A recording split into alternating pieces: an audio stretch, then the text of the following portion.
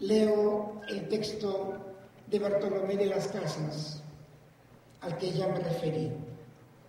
Los frailes se habían determinado que se predicase la verdad evangélica y cosa necesaria a la salvación de los españoles y los indios de esta isla, que veían perecer cada día. Permítanme que subraye muy rápidamente un par de puntos. Uno, le predicaron la verdad evangélica a españoles y a indios. Y esta manera de hablar nos hace ver que la verdad evangélica se predica a todos. Yendo más allá todavía, podría decir que esto subraya la universalidad del mensaje evangélico.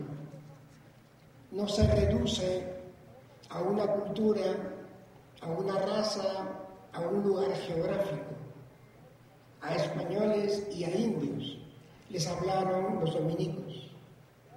Y luego, la pequeña frase, la breve frase que he leído, dice que los veían morir cada día. En otro texto dirán una frase muy incisiva, que es la siguiente: los indios, decían ellos en una carta, mueren antes de tiempo,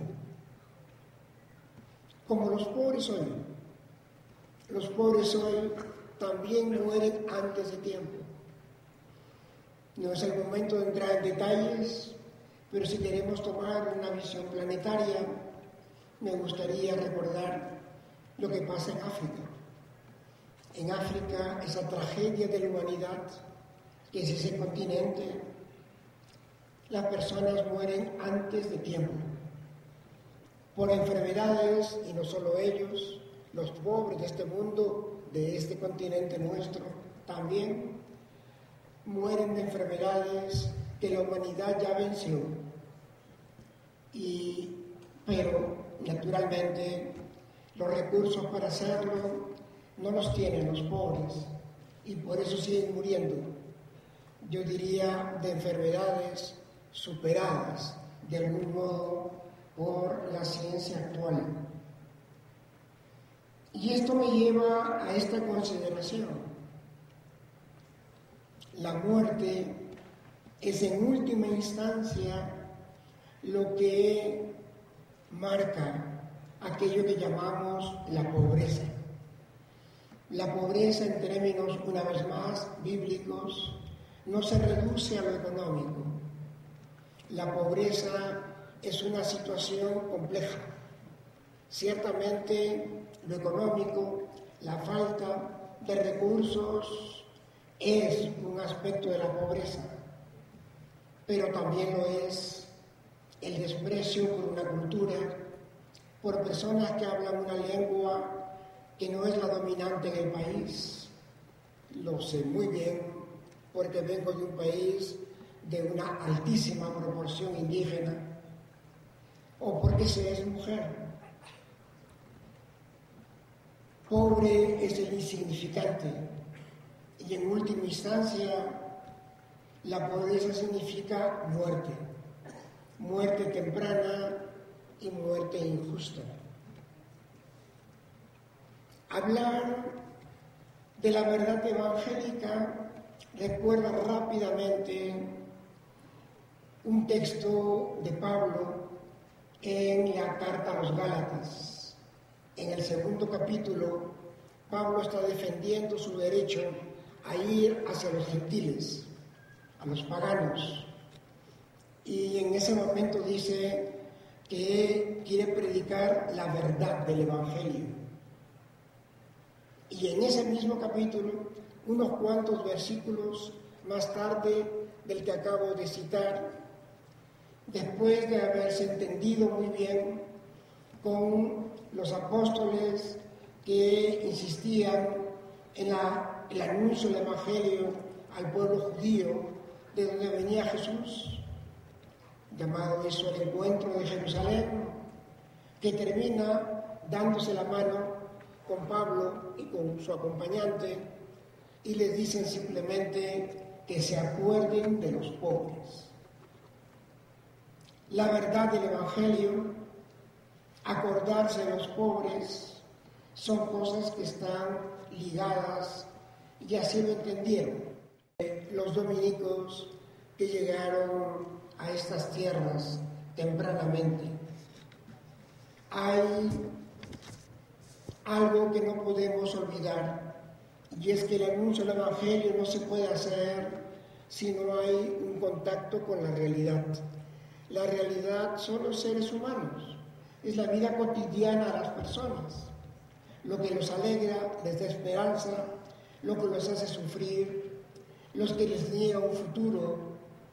El anuncio del Evangelio tiene que tener en cuenta esas situaciones. Parece obvio, naturalmente, pero a veces tenemos una manera de anunciar el Evangelio como si no tuviera mayor incidencia con la vida cotidiana, menuda de las personas. Quienes así proceden, nosotros también lo hacemos muchas veces por descuido, por limitación.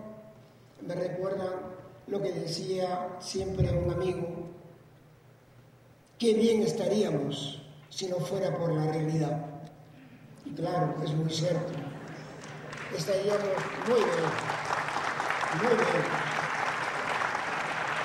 Pero apenas la realidad aparece, vienen las cuestiones. Es el Sermón de Montesino. El Sermón de Montesino es una saga de preguntas, como me lo recordaba un amigo aquí presente poco antes de entrar a esta sala. Y la última es: no están ustedes obligados a amar a su prójimo como a ustedes mismos. Antes, Montesino, en el trozo de la homilía que nos participa Bartolomé de las Casas, había preguntado fuertemente también con qué derecho están acá, con qué derecho hacen trabajar a estas personas, con qué derecho no les dan la doctrina cristiana, etcétera, etcétera. La última pregunta, se me ocurre en este momento, la raíz, la más motivadora de todas, ¿es acaso no son sus prójimos? Porque la noción de prójimo es capital, lo sabemos en los evangelios, y que nos recuerda, yo diría casi inmediatamente, a una parábola, la parábola del samaritano. La tienen todos ustedes en mente, es una de las parábolas que más ha marcado a la memoria de los cristianos en el arte, en la vida concreta, a través de 2000 años. Y en ella tenemos un ser humano, alguien de quien no sabemos absolutamente nada. La parábola no nos dice nada de él, salvo que estaba medio muerto. De todos los demás personajes de la parábola sabemos algo, hasta su función social, por decirlo así. Los salteadores, pues su función social era robar salteadores. El levita y el sacerdote ligados al culto. El samaritano, miembro de un pueblo nada apreciado por el pueblo judío. El hospedero, pues nada, tenía un lugar para hospedar personas. De todos sabemos algo, menos del herido.